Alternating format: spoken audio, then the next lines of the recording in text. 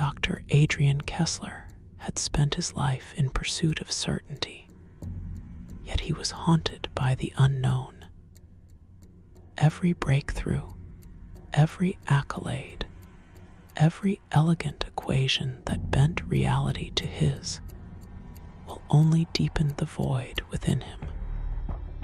The unshakable questions whispered in the quiet moments, in the pauses between thoughts. What if he had accepted the job in New York instead of turning it down? What if he had asked Sophie to stay instead of letting her slip through his fingers? What if he had never? Physics had chosen music instead, had followed the road that led to smoky jazz clubs and the slow, aching strum of a guitar beneath his fingertips. Adrian lived with these ghosts. They lingered in the spaces between his choices, in the fractures of his carefully constructed reality. He had studied quantum mechanics not out of pure curiosity, but out of an aching need to understand whether the past was truly past, or if, somewhere out there, those unlived lives still pulsed with pasa. Nights in the lab became his sanctuary, the hum of machines and the soft glow of monitors his only company. He had long since abandoned the conventions of a normal life, retreating into a world of equations and theoretical models that promised, in their cold precision, a glimpse beyond the veil of his own limitations.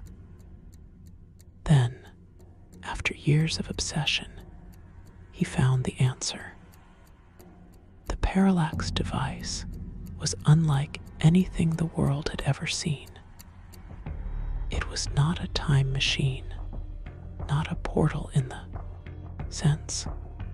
It did not bend reality so much as it revealed its infinite branches. A network of lives, of choices made and unmade, all existing in tandem. Adrian didn't have to wonder anymore. He didn't have to ask what if. Now, he could step inside the question and live the answer. Adrian sat in the dim glow of his lab, staring at the Parallax Device. It was smaller than one might expect for something capable of rewriting existence.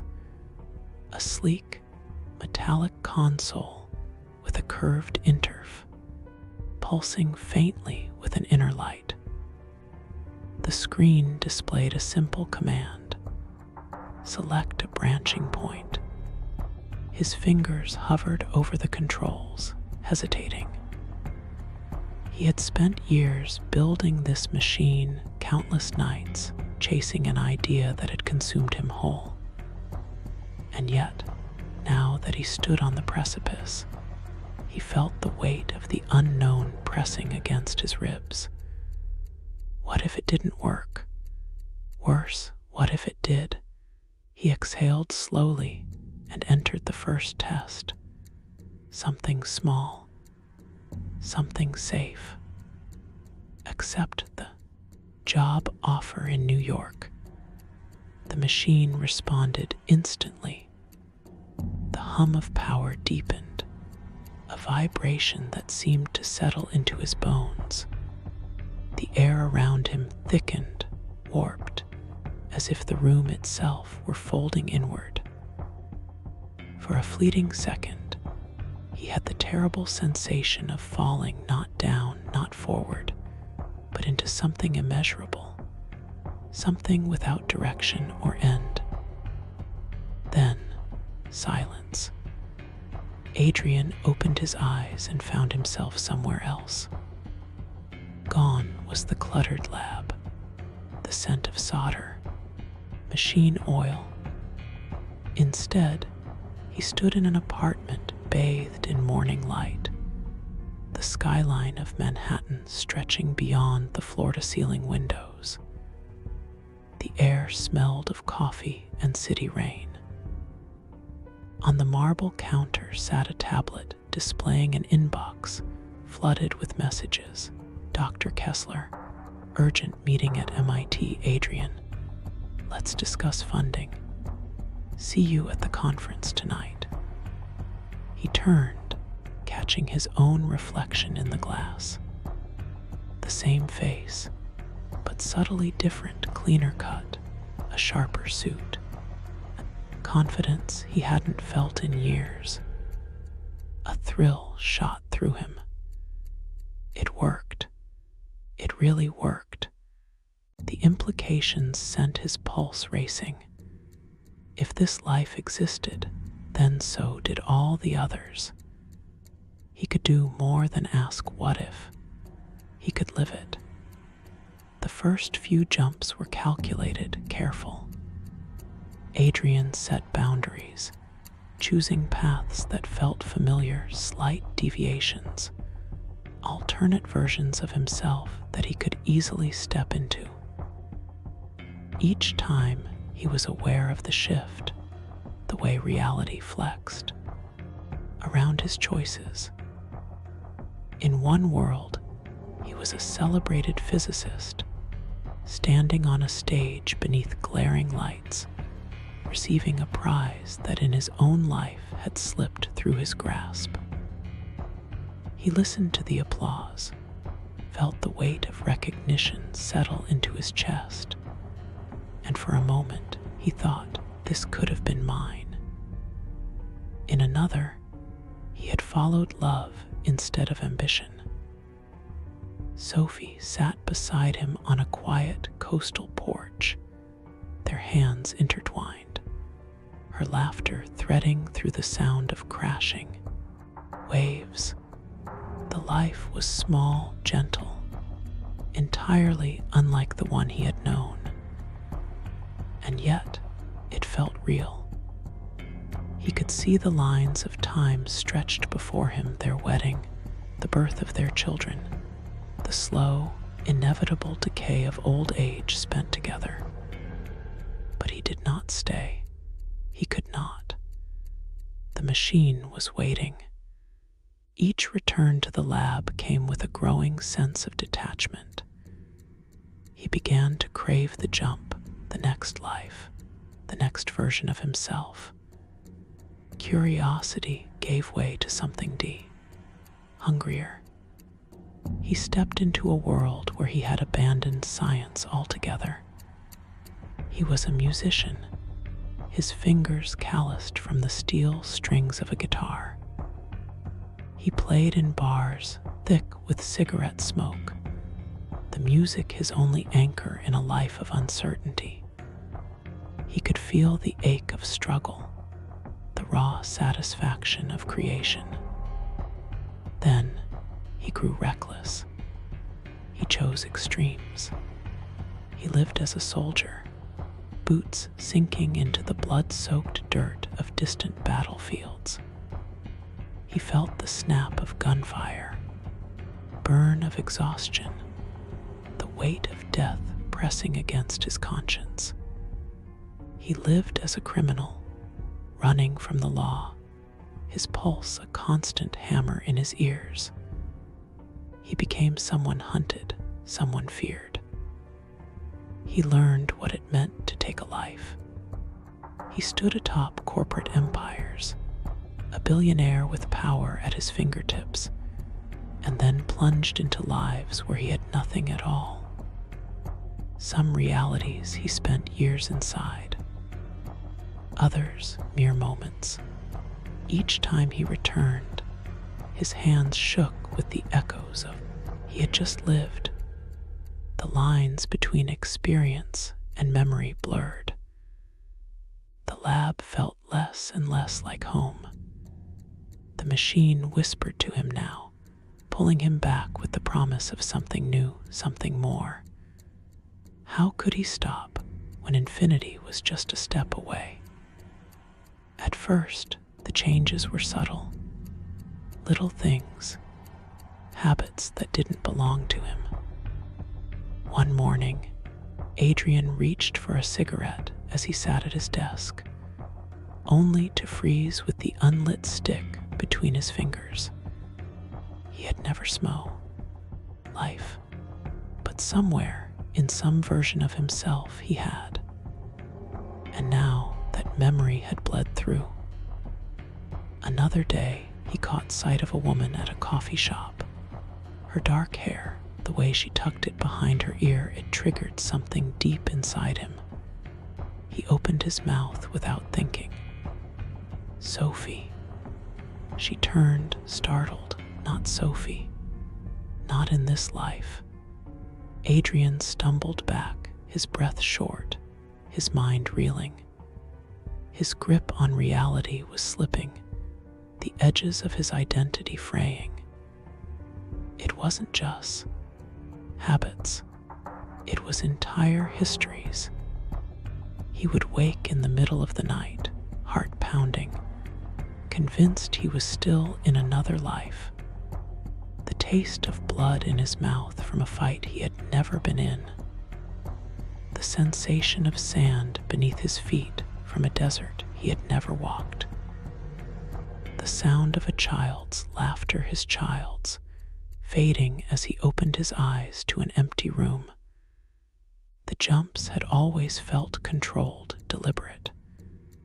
But now they happened without his consent. One moment, he was in the lab. He was standing in the middle of a highway, cars swerving, horns blaring. A sharp panic lanced through him, and just as quickly he was back.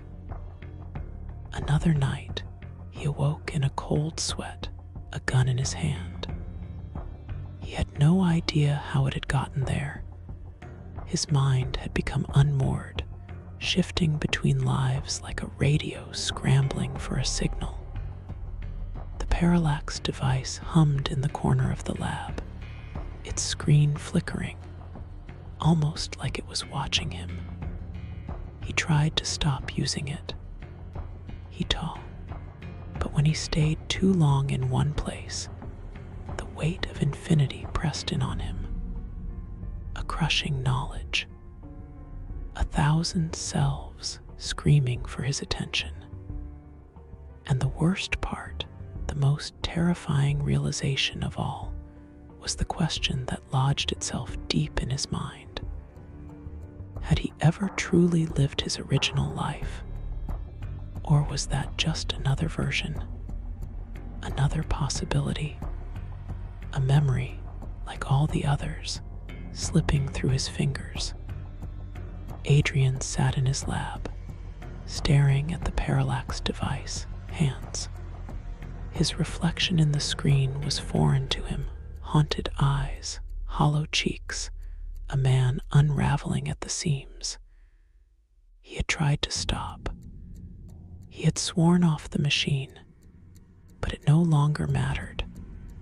Even without the device, the jumps continued. Reality had broken. One moment, he was in the lab. The next, he was in a prison cell, his hands shackled, the weight of a crime he did not commit pressing down on him. Then darkness, and then another life. A sun-drenched balcony, a glass of wine. Didn't recognize calling his name with affection he had never earned. Each shift left him breathless, disoriented. There was no control anymore. He reached for a journal, his last attempt to ground himself. The pages were filled with desperate scrawls, notes trying to piece together a single, linear existence. Born June 12, 1983. Parents, Matthew and Elise Kessler. Education, theoretical physics, MIT. Built the Parallax Device in 2027. Make them feel real. A thought slithered in, slow and insidious. Had he built the machine? Or had he simply stepped into the life of the Adrian Kessler who did? His breath came faster, panic creeping in. The memories overlapped, tangled, contradicting each other. He had a brother. No, he was an only child. He had lived in New York. No, he had never left his hometown. He had killed a man. No, he had never even held a gun. He turned the page. A single, shaky sentence.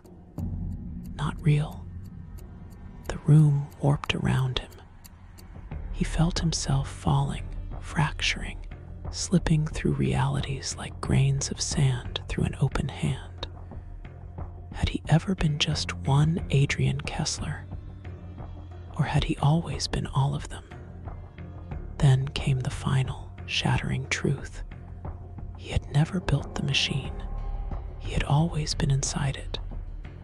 Adrian opened his eyes. He was in the lab. The Parallax Device sat before him, waiting. The soft hum of its circuits filled the air, steady, familiar. Across the desk, marked with precise calculations, as if he had just begun designing it. A deep, aching déjà vu settled over him. He knew this moment. He had lived this moment.